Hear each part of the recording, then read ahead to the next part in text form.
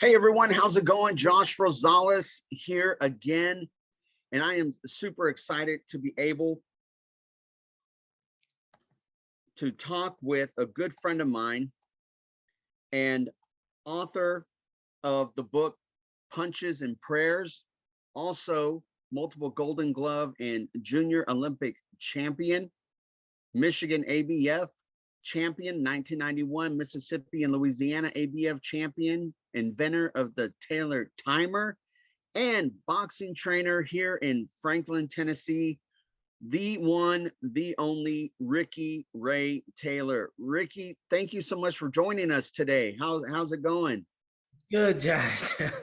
What an introduction, man. Hey, uh, in the flesh. But yeah, it's great. Today's a good day. Got out of church. It's a great sermon today, and here we go. Here we are. Yeah, definitely. And went to church as well this morning, and it just feels good when you're together with a bunch of believers and y'all are on the same page.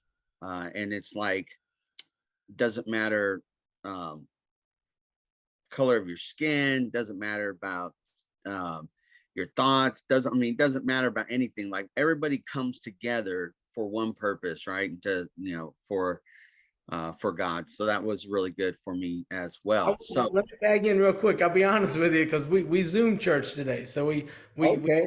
were online. We stayed home, but we watched it online, and so I didn't No, show. that's good. Hey, that's good as well. That's good as 2023 well. church. No, I definitely, first of all, I want to shout out David, Laura for connecting us. And David is an incredible individual. He has a photography studio. If you're not following David, Laura on Instagram, you definitely need to. He has some great work, photography, videography, all that. So thank you, David, for the introduction. Ricky Ray Taylor. I was like, man, I reading everything that you've accomplished. You've accomplished so much, and that's what I want to get into this afternoon. And the purpose for the Break Thru podcast is to help challenge and inspire and uplift other entrepreneurs or individuals that are maybe going through a rough spout, or they're having some success. But being an entrepreneur or having a goal in mind, it doesn't come with a bed of roses. There's ups, there's downs, and it's about the journey. And it's talking to individuals like yourself, hopefully that others that are listening and watching our conversation can be inspired and challenged to not throw in the towel. Talking about boxing, right? It's like we have a towel. We can either use that towel to wipe the sweat off of our forehead and continue the journey, or we oftentimes throw in the towel and say it's too hard, I'm going to give up. But with all that aside, I'm super excited to have you on the podcast, and I'm really can't wait to dive into this conversation with you and learn more about you. I know there's a lot of accolades, but just there's a lot to Ricky Ray Taylor. So with that, getting started, welcome. Thanks for having me, Josh. It's been it's an honor, man. I know we met about a month ago, and we've been keeping up, and it's great to see somebody. I mean, I remember our first conversation together. It's like we were just clicking right on time with right on the same page on so many issues, and it's it seems like the world is becoming more narrow to find people that are like you, because there's so many different avenues now of Yeah, to hit every subject. But definitely. that's good. Well, let's talk about, so Ricky Ray Taylor, definitely you're in boxing, you're a boxing trainer in Franklin, Tennessee, and you train quite a few people. And but before all of that, growing up, like what was your childhood and growing up, what was that like? And then how did that kind of direct you into boxing? And we'll take it from there. Well, it's I was born in Homestead, Florida. My parents met in Miami, and I was born down there. But 1969 shows my age. But It was my dad was a stand-up comedian. My mom was a Polynesian dancer, and they formed and got together and got a band, like a 7-piece band with them, and they hit the road. I mean, so I was born like on the road, just bouncing around, and my sister was born in Oklahoma. I don't think she's ever even been back there, but but we I was in ended up by the time I started school, I'd been all over America in this motorhome with a band behind us. We were like a bunch of gypsies just traveling around, and they would do their stand up comedy show, and had the band with us, and they, the band members were my first babysitters. They taught me how to swim. They taught me how to order from a menu and how to act cool in public, and I mean they were musicians, and they were mentoring me growing up until I guess we started school and we had an on the road babysitter traveling with us. And but I was in countless schools through the first 2 years. I'd been through I think 12, I counted 11 or 12 schools I was in. And it just they kind of got off the road, kind of semi-retired around third grade, and settled down a little bit. But we still moved to Oklahoma, moved to Florida. We moved around a little bit more, but not as much. But I started boxing at 11 when in the midst of this journey, we settled in South Mississippi for the most part. I say South Mississippi, Gulfport is my home because I graduated high school there, but it was I've been all over, man. But Gulfport I call home. Started boxing in Gulfport Boxing Club in 1982. And my dad had taken me to sign me up for baseball, and I was too late. He took me late, and we ended up going to the boxing gym that day, and they threw me in the ring first day, and I sparred. I had my eyes shut. I'm swinging, and they liked it because they weren't looking to see if I could fight because they knew I didn't have any training, but they were looking to see if I would fight. It's funny because they could do that back then. Nowadays, there'd probably be lawsuits left and right, but they just threw us in back then. But they said my dad was apologizing. He's like, "I'm sorry, he doesn't know what he's doing." But they're like, "No, we like him." So I had 2 weeks later, I had my first fight, and I won my first legitimate fight, and I won. And I fought the next week, and I won again, and took it from there. But it's been a long, crazy journey since then. Well, it's probably one of the craziest things along your journey. Well, one of them is, the boxing gyms are full of parents and onlookers and stuff, and they'll usually they used to get the least important person in the gym to keep time, and they'd give them the stopwatch, and they'd keep time, and that was my dad because we were the newbies in the gym, and he hated it. And they gave him a watch, and he hated it, and so he ended up inventing this clock eventually called the Taylor timer, and it kept time for the boxing matches, kept time for all the rounds, and 3-minute round, 2-minute or 1-minute break, and 30-second rest, and all this. And we started building these things in our house and selling them all over the world. And we always had Taylor timers in the back trunk of the car. We'd go to fights and we'd sell a few of them, and it was just a journey for my dad. But I eventually I was working with him after college for a little bit, and then it just got caught up in, we weren't business people, Josh. We were, my dad was just a country farm boy with a handshake agreement. He didn't understand how the sharks would come in and take this thing from him. He didn't understand. He understood handshake, and Yeah. that was the downfall of the Taylor timer. It eventually got taken over by other people and turned into different things, and that was that. Mhm.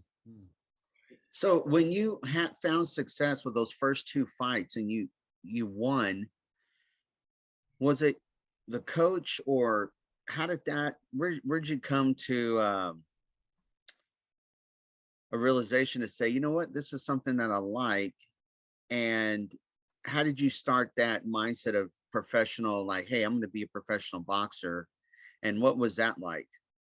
Okay, first off, I never turned pro, so there's 3 levels of Not a, boxing. yeah, not a professional fighter, Well, but but just I starting was to a feel high like level a amateur. boxer. Yeah, Yeah. but I know what you're saying because it was a lifetime of being involved in the sport. But somewhere around the road, like maybe fight number 10 or 11, I got this feeling, I got this understanding that I was getting tired sparring, and we sparred a lot.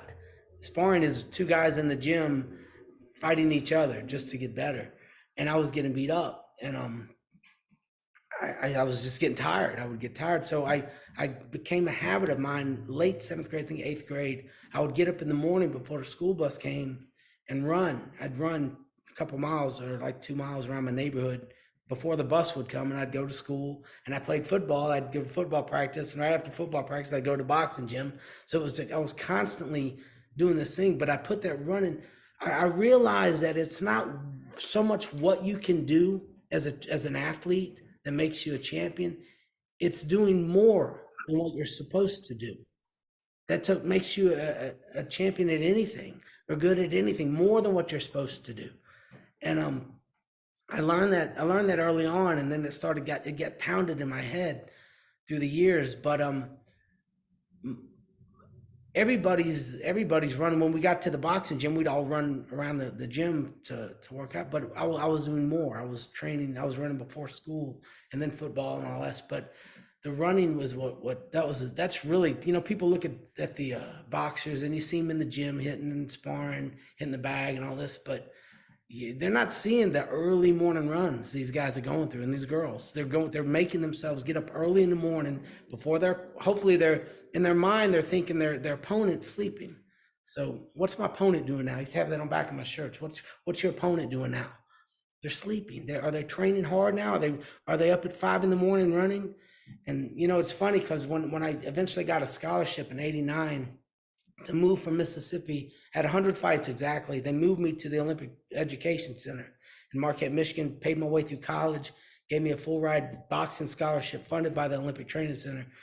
But I got there with all these other fighters from all over America, and they were doing the same thing. It's a lonely thing when you get up in the morning running. You're not talking to anybody. There's nobody moving. There's no cars, and I get there, and all these other guys were doing the same thing at the same time with me, just in other parts in Philadelphia, wherever they were. They were running in the morning as well because they knew that's what it took to be a champ. And it was really interesting to see the like-minded people such as You yourself. know, you can apply that to life, right? Not everybody is it, to me, there's just a lot of average people out there. And I remember I posted this, I think it was on my LinkedIn page. So why do we celebrate average? And you know, there's not too many people that will get up in the morning and go run, or not too many people that um, will take the achievement of a goal. They want to reach a goal serious. It's like, okay, I want to reach a goal, but I don't want to put in the hard work. I don't want to put in the time that it takes to reach that goal. And I think a lot of times in society today, not everybody is average, but we celebrate average a lot. Like, let's give a trophy to the second place winner. Let's give everybody a participation trophy. And in life, there is no second place or third place. You either the success comes on the other side of hard work. And I don't feel like, maybe people understand that, Ricky, but they don't want to put in the hard work. And then you see the results of that. And especially with boxing, I mean, you don't put in the hard work, you're going to get knocked out, right? That's exactly right. It's funny because it correlated with today's sermon. Coincidentally, of what we're talking about, it was not so much learning this. But some people are like, I know my Bible. I read my Bible. I read it to you in Greek. I know this passage. But what about applying it? Applying it, and it's the same thing with this with training. I mean, we can know it, we can think about it, we can read a book or whatever, but applying this thing to your life, and that's where it counts. And that's just I think that's the difference between winners and losers. Those Yeah. who apply it, and I mean, a lot of losers can recite everything. They know everything. They read the same things that the winners do, but they don't really apply it. You know, apply it. Yeah. You know, um, Grant Cardone says something about success, measuring success, and and that's something that I take to heart every day, and it's working the gap, success, and I've adopted that um, to myself is our reality where we currently are compared to our potential. That's the gap, right? And it's like every day we need to work the gap, work the gap, work the gap. If I can be better than I was, if I can be better today than I was yesterday, then that's great. If I can be better tomorrow than I was today, that's even better. And if I can work the gap and bring the gap closer between my reality and my potential, first of all, you got to understand that you have potential and that, every day you're reaching for your potential. And a lot of times during the day, what we do in our actions, uh, sometimes they're not aligned with what our potential is. We allow ourselves to fall back and to be an average person because it's so hard to um, reach for that bar that's set, which is our potential. And so the reality of a lot of people is, let me just stay where I'm at because what I'm doing, I'm just comfortable. And people get so comfortable with being average, Ricky. Like it's so hard to be to go for your potential. So I rather just stay where I'm at and then allow allow my mentality to be my reality of where I'm at that present time, to be like, you know what, this is where I'm at. I become comfortable with where I'm at. So therefore I'm going to just make do. There's so much to what you're saying, Josh. Um, being this type of person, it's not something that you do once or twice. It becomes a lifestyle. This whole mindset, this whole way of thinking becomes a lifestyle. For instance, I just moved. We just moved the family to Tennessee. I don't know. We were going to get to that in our conversation, but we Yeah. moved here a year ago in December. The whole clan, and I'm in New York City, what the most populous city in America. I've got clients. I didn't have to market; they were just coming to me, and I'd train them. But now it's tough. I mean, it's tough going. I got to drive places. I didn't drive anywhere in New York. I was taking subways everywhere. But you have to drive to the gyms, and so I to fill in my morning hours, I took a little part-time job, and I'm just like working on the side on top of just to keep it coming in so the bills can be paid. But in that part-time job, I'm working, man. That's not. I know it's not. I'm not going to retire there. It's not where I don't define myself in that job. But I want to be the best worker that they've ever seen. That's the mindset I got, and I think I got that in seventh grade, getting up in the morning and making myself run before school. And people are like, "What are you doing? What do you got football practice? You run a football practice, more than what you're supposed to do." And it's I don't know. Maybe sometimes just words can hit somebody hard, and they'll think about it enough to make it happen for them too. You know, I was journaling. I've been journaling every morning. There's maybe a one or there may be a morning here and there that I miss, but I really got in the habit of journaling starting in December. And there is a verse of scripture that says, "Whatever your hands find to do, do it with all your heart or with all your might." And that's kind of something the same thing. Like whatever I do, I want to be the best at it. Even if it's not going to be my long term, like I'm not going to be in that job forever. Still, I'm not going to be average at it. So I mean, you know, looking at whatever you do, Ricky, putting your hands to it and giving it your all. I mean, it's you were from 1983 to 1989. You were a multi-state and regional Golden Glove and Junior Olympic champion in the South. Tell me a little bit about that. It's funny. We have different. You have Junior Olympics, silver gloves, golden gloves. When you turn back in the day, when you turned 16, they considered you a man. So, up to that point, 10 and 11 has only fought 10 and 11-year-olds, 12, 13, 14, 15. 16, you're a man. It's the age group now is 16 and 40. That was the age group. So when when you get up, but up before 16, that's when you're junior, fighting junior. There's different regions. We have different areas. Like Junior Olympics, our region was Mississippi, Louisiana, and Texas. And the Silver Gloves was Mississippi, Louisiana, Texas, Arkansas, and Oklahoma. It was 5 states, and you want to win the state, and you go to the regionals. And so I win state like in these some of these other tournaments, and then you go to the regions, and that's where it got tough, man. It was tough in the regions, but I remember winning. I won the regional Silver Gloves like '85, I think, but it was 5 states. It was the Arkansas and Oklahoma and all those guys, and throughout life, later on, we ended up moving to Oklahoma. When I was like in 10th grade, we moved there for 6 months, and then I ended up like fighting all over Texas. But I wanted these people to remember me. It was, as a let me explain something. Like a boxer, their ego is huge. Okay, I wasn't a Christian, and I heard this as when I became a Christian. Ego stands for edging God out. EGO.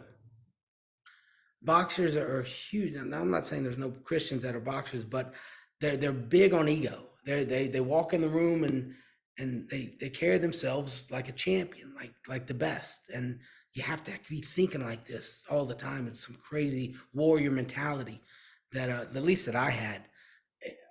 And I can't even, in fact, I couldn't even imagine being born again, being a Christian, full fledged, and being a boxer at the same time. It would contradict too much in my eyes. I know some people do it, and man, I think they're amazing for that. But I just wasn't cut for that, to be both of them. I had to be one or the other. And but this mentality of being the best, it runs a long way. It pushes hard, and but until it becomes your lifestyle, then you don't really appreciate it. Being a Christian, for instance, when I first felt the Holy Spirit, like in '99 or whatever, '98, I think it was '99, I felt the Holy Spirit for the first time, and I was like, oh my gosh, I'm a Christian now. I thought that was it. I didn't understand sacrifice or that my sacrifices I had to make, letting the things go that were just keeping me in the world. I didn't get that, and it took some time, man, to really understand what is expected from me as being a born again believer, and being just a lukewarm Christian. That the Revelations, was it 3:16? God says He spits a lukewarm Christian out of His mouth. So I mean, I had to read the Bible to understand that. That's incredible.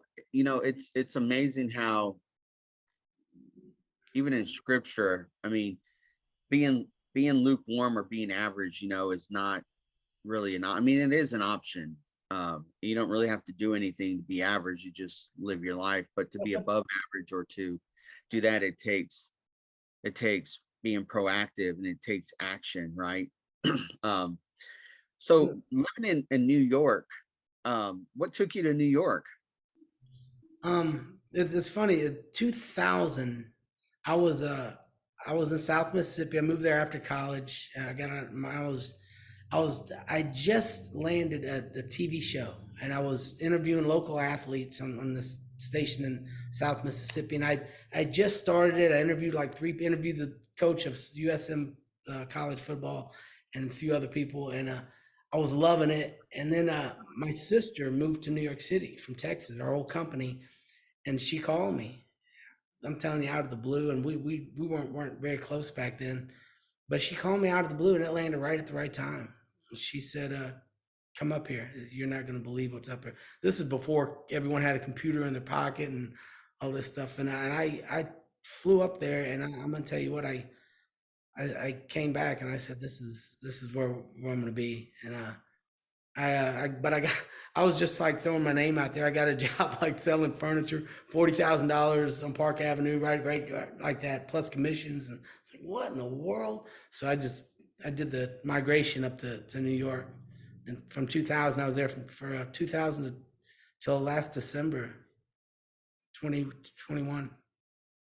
So what was it that that you did to become so popular with when it came to training people, that people were just drawn to you to come and train? I mean, eventually I'm thinking you probably quit your part-time job or your job that you were doing and was training full time because of all the popularity. Yeah, I mean, I was selling the furniture. I did that for a little bit. Then I started selling cell phones, and it was the cell phone place was just a few blocks from Ground Zero.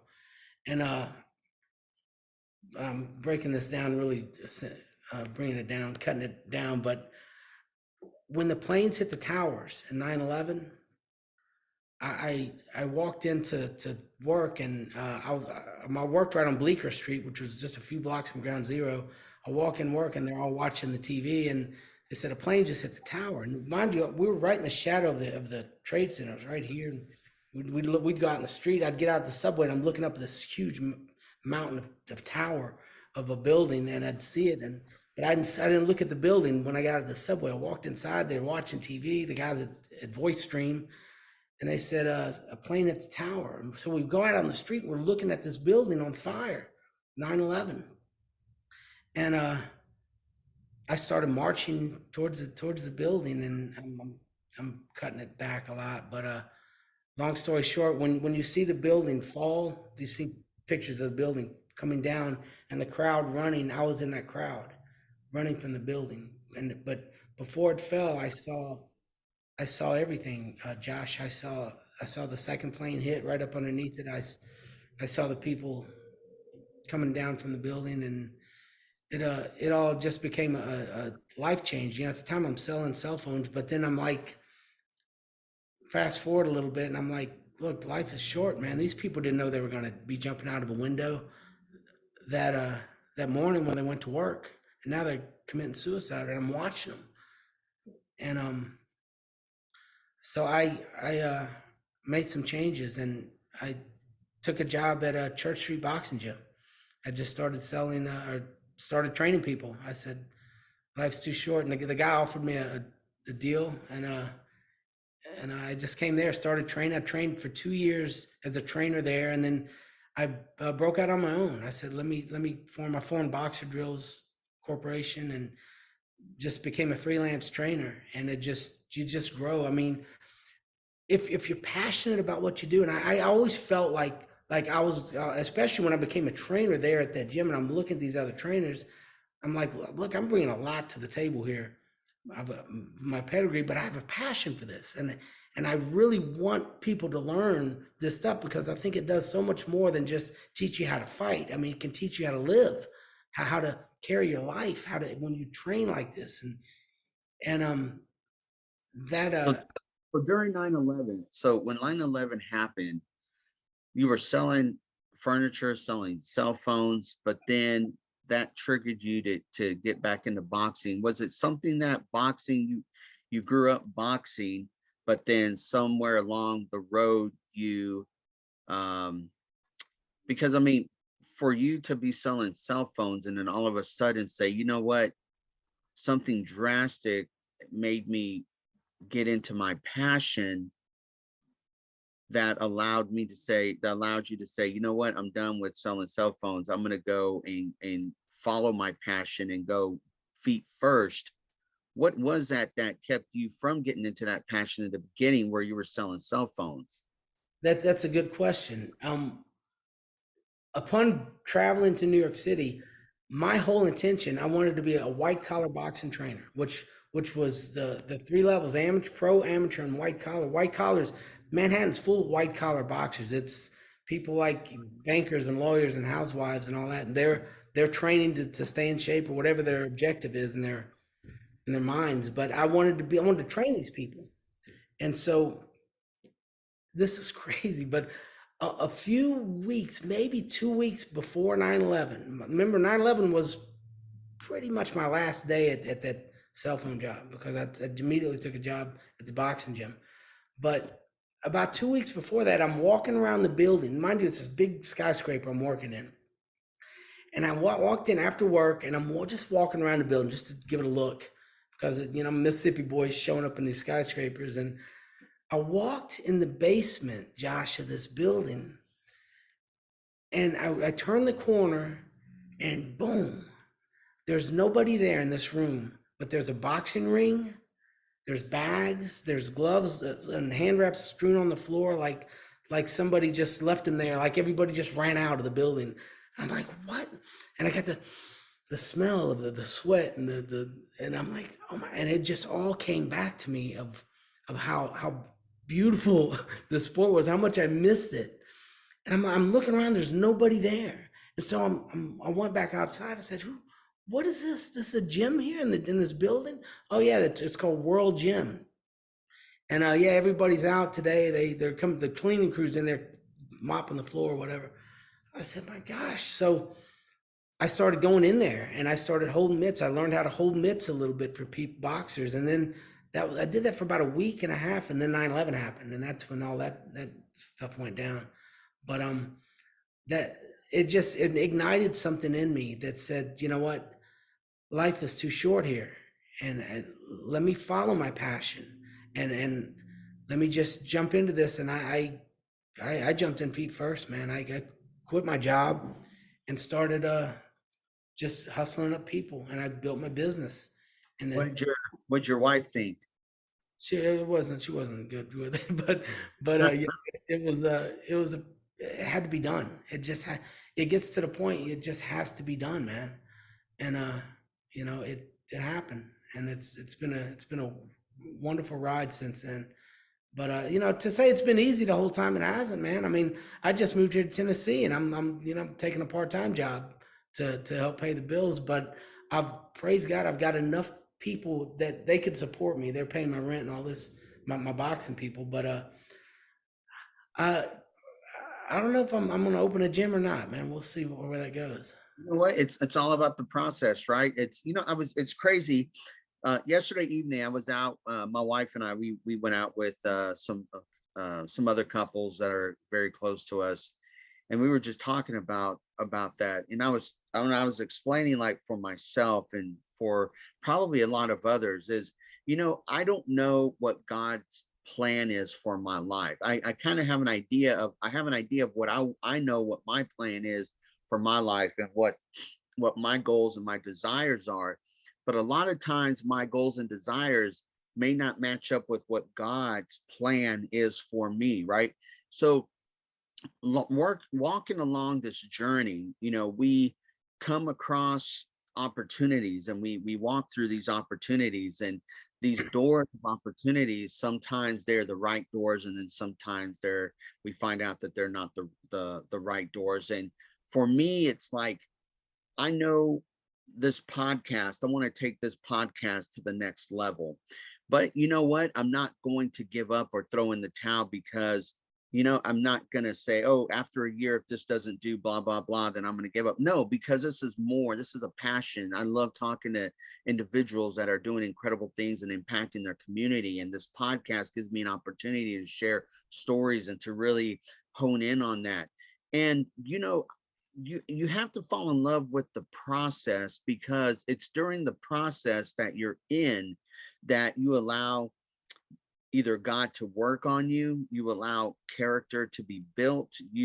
When you finally reach the destination, and I'm not really sure if there's ever a destination, because you see millionaires and billionaires that continue to work. Why don't you just stop working? Or millionaires that have big companies and they continue to work. Why? Because having all the money really doesn't, I feel, satisfy that inner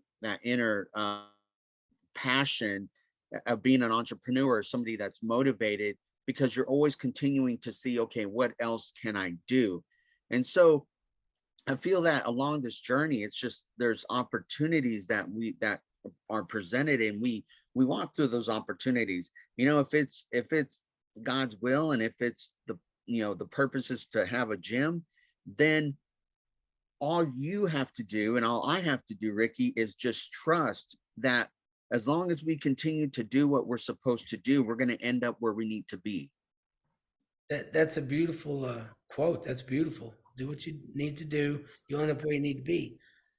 Yeah. Okay, so then the big question falls on us. Okay, so what do I need to do? What should I be doing? And I'm gonna tell you what, it was hard to even consider myself a Christian until I started reading my Bible, and I became, I started diving into this word of God. I became like, if I showed you my Bible, it's all scribbled up, and every page is just taken apart with asterisks. Let me ask you this. Let me ask you this. So you stopped selling cell phones, you got into boxing. Was the love for God and your Christian walk, was that always woven through growing up and then into amateur boxing and then in New York? Where did that kick in when you had you were like a life-changing experience along the way that really um motivated you to really dig in deeper?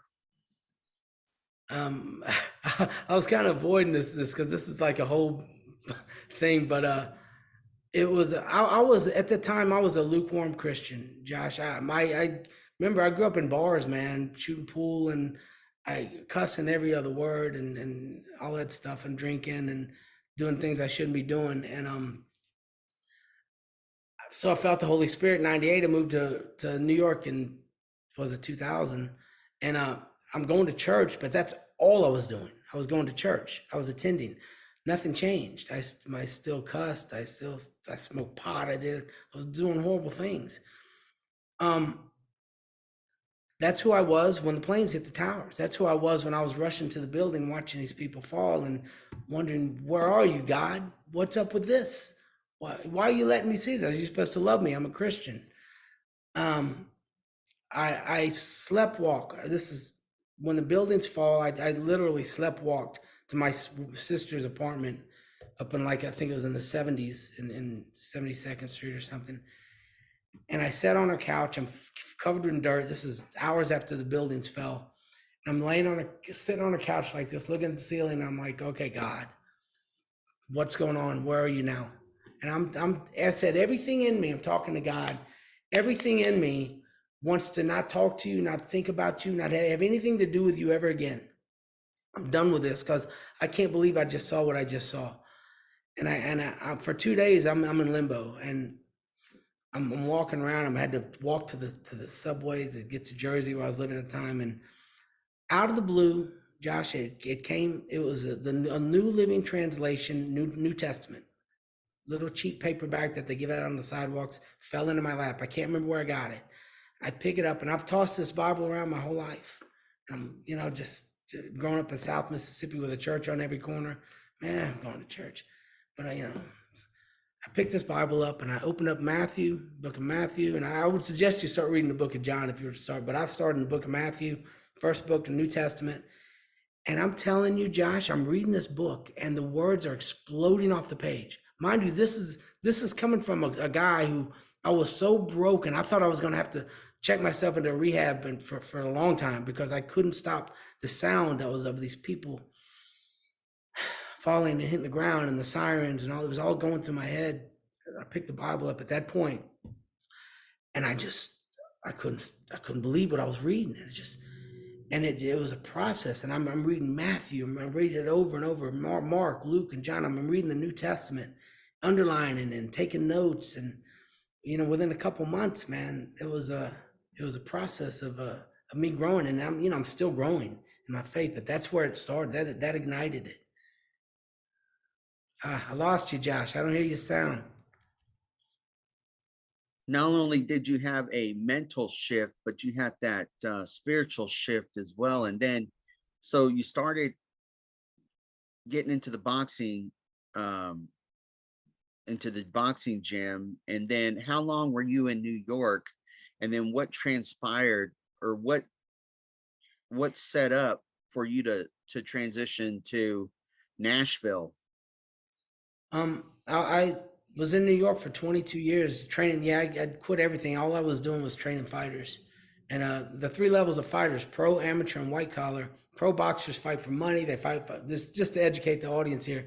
They fight for money. If you're pro anything, professional anything, you're making money at it. Amateur boxers, they fight in the Golden Gloves, the state championships. They win jackets and trophies. And white collar boxers are everyone else, the doctors and lawyers. And I was training those guys, but it's just a process of learning through this. What was your question again? I'm sorry, I lost track of the question. What was what life events set up for you and your family to transition from New York down to Franklin, where you currently live?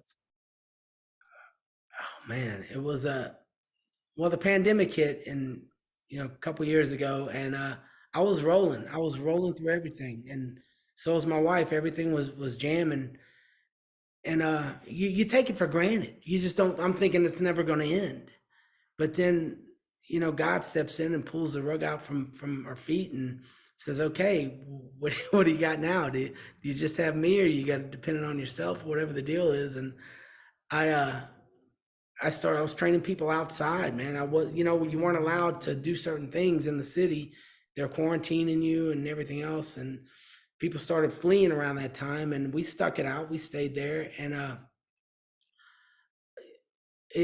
I trained outside for a year and a half, I guess, just training people. And I made about half of my income. It got cut in half. And then the wall started closing in on people. And unless you live in New York City, you can't really express and verbalize how they started crunching us and how things were taken away, and we can only do certain things. You can only go certain places, and everybody, and on top of the social constructs where everyone is just, you had this class, and you don't want to be divided like that, but you were. And this class wasn't allowed to do the things this class was doing, and I'm trying to be vague here, but we had to leave. To be a Christian conservative living in that area with those values, it was very difficult, and primarily to be a Christian. And we decided, you know what? It's funny. There was quarantine. Everybody was quarantined at one point, and my wife and I jumped in the car, and at night we said, let's get out of here. And we drove to Franklin because my sister had just moved to Franklin. And ironically, my wife has relatives that live in the same town, just a few miles from my sister in Franklin. And we drove down here. I can't hear you. You're cutting out. So at night, you were just say, hey, let's jump in the car and let's just go to Franklin. They didn't want us to leave our apartment. They wanted you to stay inside so they could feed you with all the media stuff that they control anyway. But we jumped in the car and we took off, and here we were, and it was so beautiful down here. No one had a mask on. No one's talking.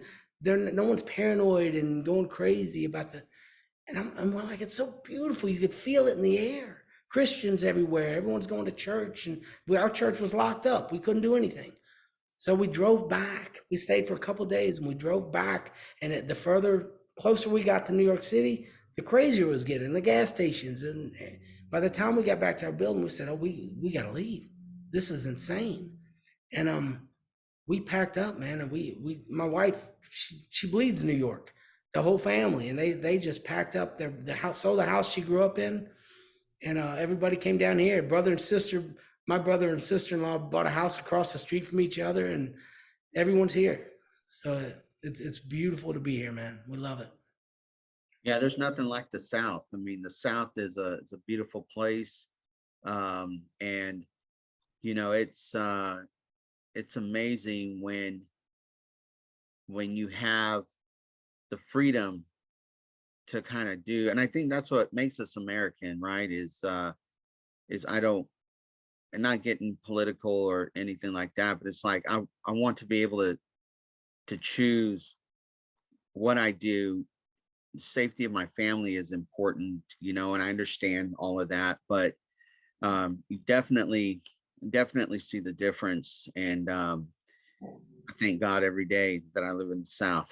So Amen, brother. I tell you, you know, and the thing is, people that have lived here, say that maybe their whole life and never really traveled a lot, never been anywhere, but the South or the Southeast or whatever, they don't they take a lot of this stuff for granted. It just, I mean, it's just common. I mean, there's no knock on them, but you overlook the beautiful freedom that you have to to vote how you want, or to worship how you want, or to it's just it's a different it's a different way of thinking up there, where it's contained and constrained. yeah. So let me ask you this: when it comes to the boxing, when it comes to your boxing career, and we talk a lot on the podcast about mentorship, and I believe some people have one mentor, some people have multiple mentors. They have a mentor, a spiritual mentor, they have a physical mentor, they have a financial mentor, they have different mentors, right? And when it comes to this journey, even for myself, like I have a coach and I meet with my coach on a weekly basis. And my coach helps me to put things into perspective, to have clarity of thought, kind of get all the disorganization that I have up here and writing stuff down with journaling every morning. I believe everybody needs a mentor. And how important was mentorship to you? How important is mentorship to you? And what do you recommend to others that maybe don't have a mentor? Um, I tell you what, growing up, I didn't really have a sturdy mentor. I think the most one I had, I guess, was my dad, because it was I was one of these relationships where I would stop and he'd bump into me. I mean, he watched everything I did, and told me where to go. I was a puppet, he was a puppeteer, and it was one of those relationships. He worked my corner and trained me through many of my fights, and but I ended up just really looking up to my dad, I guess, growing up, and uh, he was a rough guy. I loved him, but he was he wasn't a Christian, and but he did love me in his way. He loved me, and so that. But I think that's very important, man, because growing up in boxing, you see a lot of single family kids with just their mom. The dad's gone. You see a lot of this, man, and it's just, they're 15 and they're living with their mom and their sisters and their brothers in the house, and there's nobody really backhanding them when they smart off to the teacher, or grabbing them by the shirt, when by the back of the neck, when and shaking them a little bit when they smart off to somebody in public. I mean, or an adult, when you're 12. That really did a lot to chisel me into being respectful for adults, man. So So I your think dad that's was huge. that? Say it again. Your dad was that? He was that. Yeah, he was that. And you respect adults, you're gonna respect me. And you grow up with that, and you're like, fighting against it, you rebel against it. But when you get older, it sets in. That's who you are. And I think that a lot of society, so much is missing that today. The single parent household, when you got a 15, 16-year-old mother, and now the mom's 26 and she's raising a 10-year-old, and she's got to work all day and all night to support, and there's no dad around. The kid's running the show. By the time he's 13, he's the boss. And that can't be, man. At 13, you gotta. That's when my dad was backhanding me the most. The most, not so much a backhand, but he would set me straight the most, because I'm getting a smart mouth at that point, and that's huge. Um, it's funny that at Mendez Boxing Gym, this was the primary gym in New York City. I had a few people that are kids that would come to me from the streets, and from hardcore. They were broken and they wanted to box, and I probably shouldn't advertise this, but I was training them for free. I was, because they just didn't have it. And but the problem with that, and some of them, I just love these kids so much, but the problem with that, Josh, is when you don't pay for something, you don't appreciate Value it. Yes. appreciate. So they, okay, you're trained at 6 p.m. tomorrow night, and they wouldn't show. And they call me 2 days later. Well, I gotta do. I'm like, it's so, When you you know, pay when you pay for it, you value it a lot more. exactly. Yeah, and so you're caught in a quandrum. What do you do with this kid now? It's you're trying to mentor, you're trying to be a mentor to him, but he's not appreciating what's being said. And he will at some point, maybe he will. So let me ask you this. So here in so you're so you're training here in Franklin, and you have clientele that you're training. What are you doing to build your book of business? You're basically starting from scratch from New York to Franklin, and boxing isn't really big here in the South, I would say. Now you have TriStar Boxing, which they got incredible. It's an incredible company, and they have boxing bouts here in Murfreesboro. But on the looking at the landscape, I don't see boxing as the huge sport. College football, right? College Yeah. football, pro football, Yeah. and so being an entrepreneur, growing your business, what are some of the challenges that you're experiencing with growing your book or getting clientele? And what have been some successes that you've had growing your book of business? What are some best practices? I tell you what, it was very difficult to come here and see the lack of fire. And I grew up in South Mississippi. I grew up in the South for 20 years, and or I guess longer than that, about 40 years maybe. But I'd forgotten that how lax people are down here, and how content they are with just living their life and raising a family and feeding the dog and taking care of the lawn. I mean, that could be their whole thing, and they go to work, but in New York it's different. It's just a different mindset, and they want to train on these guys. For instance, most of the people I trained were my finance guys. They trained. They worked 60, 70 hours a week, and they would train with me every day. On top of this, for no reason, they're not competing. The reason I got up and ran in the mornings because I didn't want to get beat up. They're not getting beat up. They're just doing it to do it. On top of this crazy work schedule they have, where they're stressed out, and mind you, most of them are single guys. They don't have a wife. They don't have kids. They're not that guy. They're this machine that rolls, and some of the girls even machines. Um, but when I came here, I didn't see that. That was most of my bread and butter was this type of fighter. I didn't see a lot of that. There's some of it here. There are some pockets of people like that here, but not blocks and blocks and rows on end of those type of gurus and tycoons. Um, but the some of the struggles that I've seen is just in that. But praise God that I've been blessed with a couple people, with a handful of people that are sustaining me and marketing for me themselves. I think the best marketing, I tell this to all the new trainers out there that are looking, the best marketing tool you can ever have is your client that you're working with right now. If you take care of them and you train them and you make them the best they can be, make them feel like a champion when they're around you, they're going to market for you. They'll tell their friends, they'll tell their girlfriend, boyfriend, or whatever, and they'll do a lot of the work for you. It'll save you a lot of money for marketing. So if you just have a handful of clients, maybe two clients, take care of them. Give them deals. Say, look, give me one guy and I'll give you a free session. If they buy a package, I'll give you a free session, or whatever.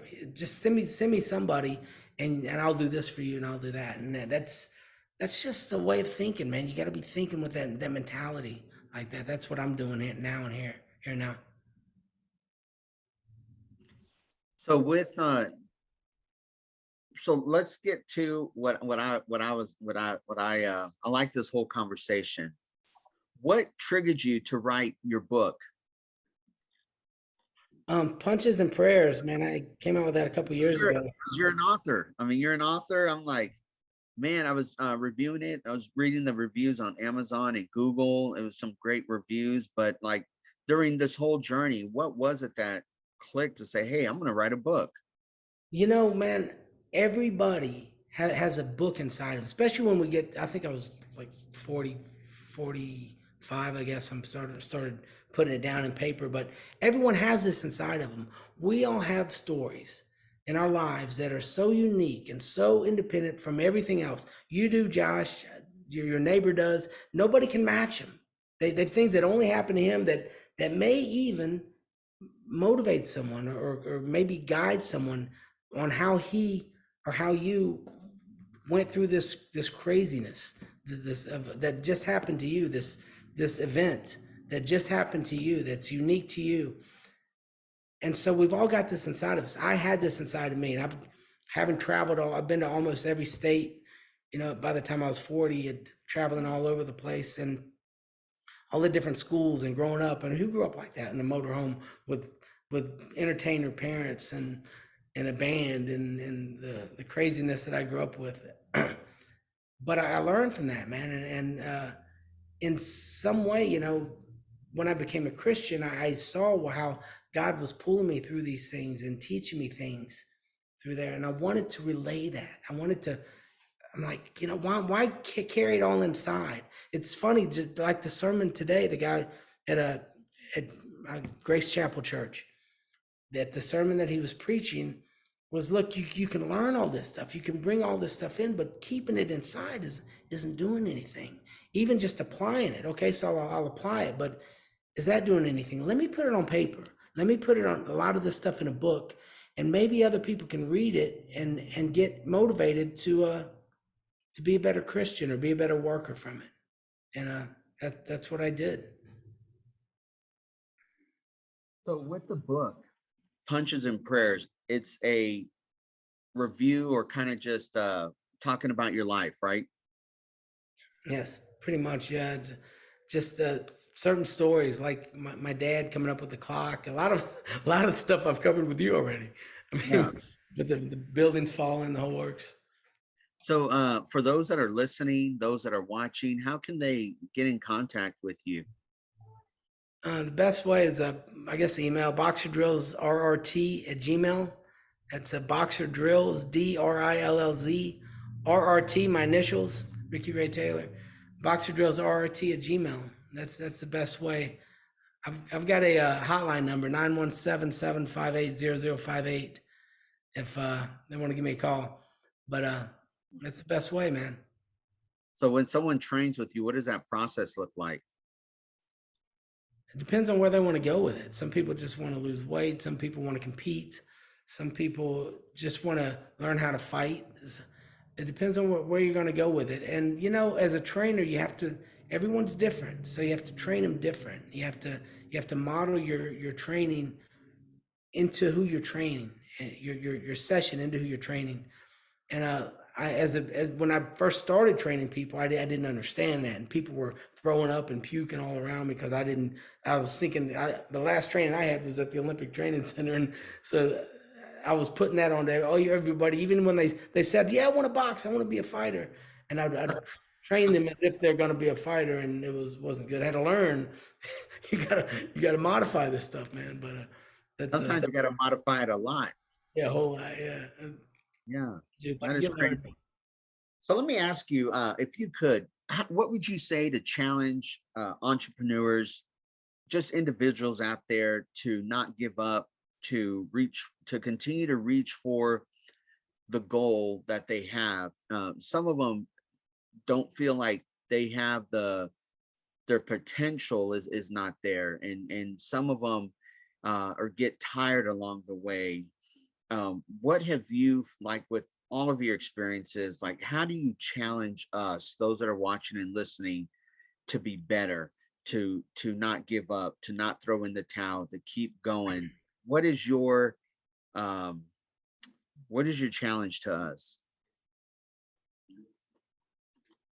Understand that the world is all moving in one direction. They're moving this way, but the Christian slowly walks in the other way. We're going the other direction. Some of us are going fast and barreling through. Some it's a slow process, but we can't be part of the world.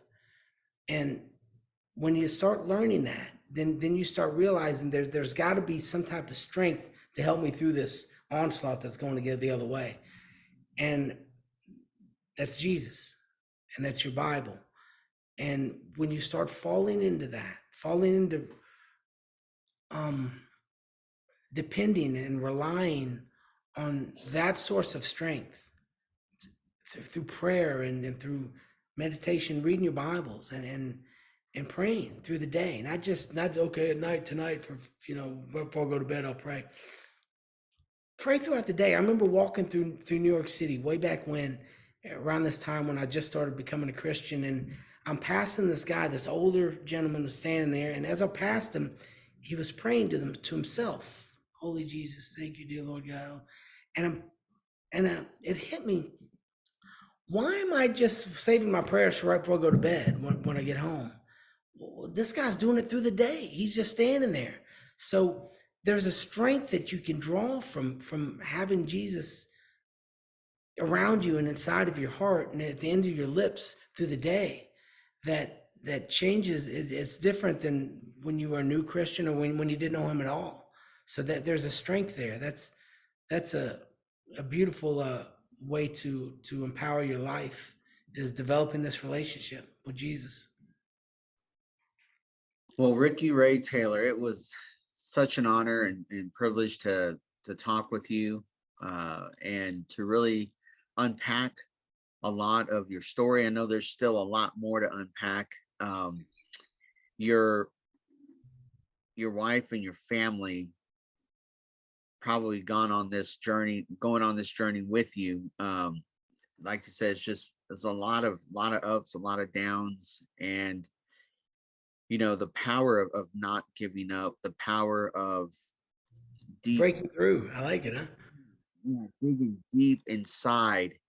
And I there's a lot of people out there right now that are, maybe they feel like I'm not where I should be, and none of us really are where we feel like we should be, but God has a plan for each of us, right? We're all right where we need to be, and for those of us that are not where we need to be, working that gap on a daily basis of my reality versus my potential, is very important. And I want to challenge those that are watching and those that are listening to look for a mentor. There's a saying that I've heard says success leaves clues, and that's so true.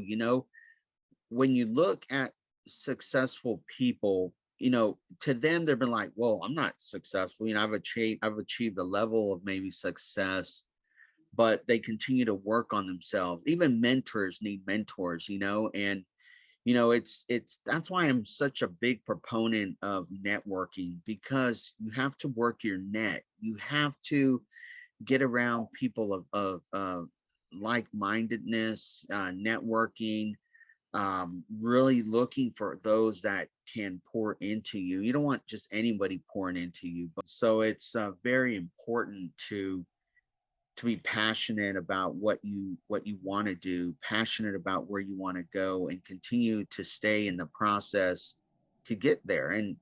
And sometimes we have to start from zero and go back again, because we didn't learn the lesson that we should have learned in the beginning. But Ricky Ray Taylor, I am so thankful that that you spent time with me today. I'm thankful that you were able to share your story for those of us that are listening and watching. I encourage everyone to, reach out to Ricky Ray, social media, Instagram, Facebook, the email address, email Ricky Ray. I'm sure you got slots open right now, right, to train? Of course, yeah. I'll make room for him. Yeah, make room for them. So, especially if you're in the Franklin area or Murfreesboro, Middle Tennessee, and you're willing to travel to go and train with Ricky Ray, definitely go on to Amazon or Google Books and buy his book. Um, and really be encouraged and strengthened and inspired that uh, you can do it. It's just going to take some work. On the other side, you'll find success. And so with from all of us at the Break Thru U podcast, thank y'all. Make sure that you subscribe to our podcast. We're on Instagram, Facebook, YouTube, and of course, all 24 different platforms, Apple, iTunes, Spotify, you name it, we're there. We got multiple different conversations with incredible people doing incredible things, impacting their community. And Ricky Ray, I am super excited that I got the opportunity to speak with you today. And Pleasure's all mine, man. I'm telling you. Thanks for having me, Josh. I really appreciate it. we had a great time. Okay. So thank you. Until next time, we will talk to you soon.